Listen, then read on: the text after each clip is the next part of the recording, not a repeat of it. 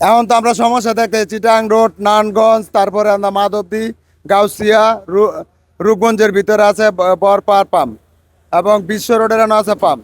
তো সব পাম্পের একই অবস্থা। তারপরে মদনপুর পাম্প আছে, একই অবস্থা। বিগত এক সপ্তাহ ধরে আমরা 20 টাকা 30 টাকার গ্যাস পাই। 20 টাকা 30 টাকার গ্যাস দিয়ে দেখা গেছে 1000 গেলে আবার বিহারে তার আউন জানা। তো ফেরত যদি আওয়া না যায় তাহলে গাড়িগুলো কিভাবে চলে? যার জন্য আমাদের সিএনজির এই অবস্থা। আমাদের সিএনজির যে ড্রাইভার আছে, আমরা খুব ব্যাকুল অবস্থার মধ্যে আছি।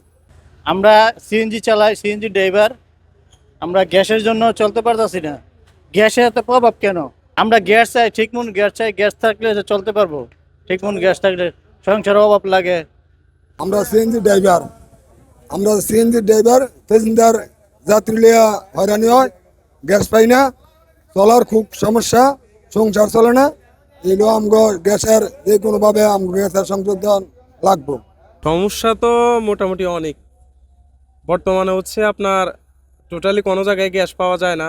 টাইম টাইম যেটাই হোক কোনোভাবে পাওয়া যায় না। এখন সিরিয়ালে আসছি, অনেকক্ষণ ধরে বসে আছি, কারেন্ট নাই, গ্যাসের প্রেশারও কম, যেতটুক পাই অতটুক দেওয়া হয় না, বারবার নিতে হয়। যেমন কালকে হচ্ছে শনি এক রাতে 1:30টার দিকে সিরিয়াল দিয়ে হচ্ছে আপনার প্রায় 6:30 বাজে গ্যাস নিছি।